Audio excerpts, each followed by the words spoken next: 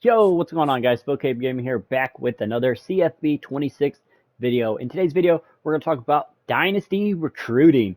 And I've been wanting to make a lot more recruiting videos, but honestly, there's the Poodle out. He makes video every damn day. So honestly, you don't really need have me say a lot of the same stuff. But something I haven't really heard talked about, and I want to go over in this video. So if you can, drop a like on the video, comment down below. Let me know that you guys support me, support the channel, when I'm trying to make these tips for you guys. So it encourages me to make more. So if you want me to make more of these kind of videos, let me know down in the comment section as well. But let's get into it. So whether you have a small school, big school, I do a lot of small school rebuilds. Probably a lot of people do. Probably the only people that aren't doing like small school rebuilds are people in like some like bigger online dynasties and stuff, using like SEC schools, ACC schools, Big Ten schools, that sort of thing.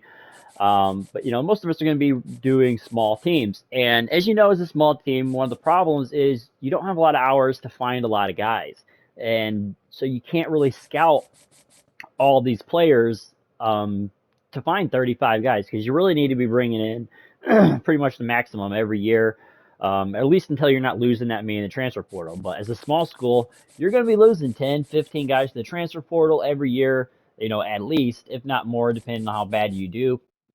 But yeah, let's get into this little trick here. So first off, what you want to do is, find some guys potentially to target.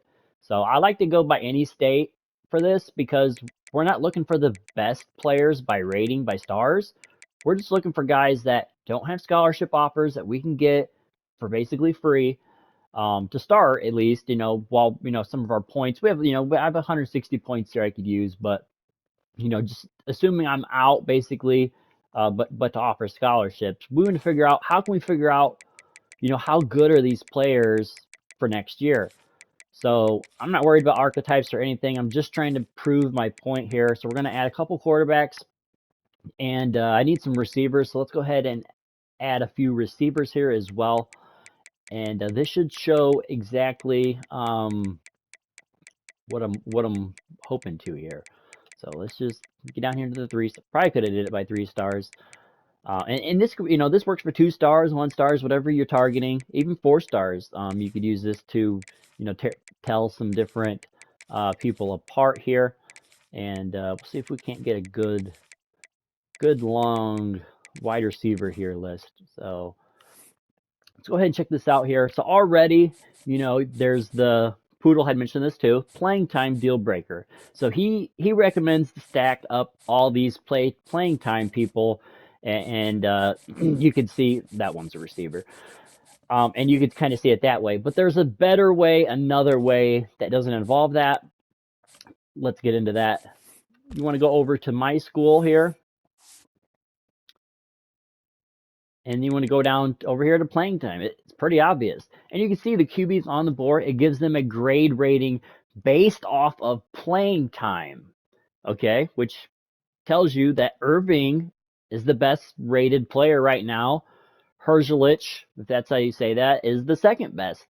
And if I was making a board right now trying to get multiple guys, I would cut those D pluses and add some more guys and see if maybe there's a B plus, maybe there's a B. Maybe I could find somebody better than Herschelist. And so that's what I would do. And same way here. So the 4 star is not one of these, so he is an A plus. But just look at that. There is a couple 3 stars with A minus, pretty close an overall to a 4 star.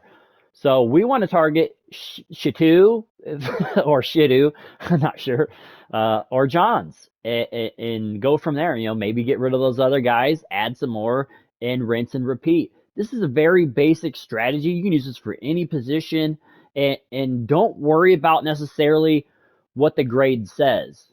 Okay, for example, okay, so I have a running back. See, he's a B, but he's a 4 star. Don't pay attention to that, because you got to remember, it's competing against what you have on the roster. So typically, if it's saying like an A plus or something, those guys are going to start for you or be, some kind of in the rotation. The A minus might be like right there, real close. Um, and D's are going to be farther down the depth chart, maybe last on the depth chart or something like that. So don't get into worry about necessarily the grade itself, because you could have all 4 stars on there and they could all be D's. I've seen it before, and that was just because I was stacked at that position. But there should still be some variance between those players, D plus, D, F, or whatever it's going to say. So just take that knowledge, guys. I've been able to find, and this doesn't help you for developmental trait, which is huge. Which it doesn't tell you if they're a gym. You know, it just tells you basically who the better overall players are without scouting, which can be huge the first couple of years of a dynasty rebuild. So yeah, like I said, guys, I want to keep this short, simple, and sweet. I don't want to sit here and talk for 15 minutes about one thing or multiple things. I just want to bring up this point to you guys so you can add this into your arsenal, your recruiting arsenal. It's a tactic I use, and you guys can use well as well. So hit that like button, guys. Comment down below. Let me know if you guys have used this or maybe didn't know about this and will use it in the future. Or if you want to see some more recruiting tip videos as well, especially for small schools, because that's kind of what I specialize in. I know Poodle and other people don't. So let me know on that as well, guys. We are out of here. Peace.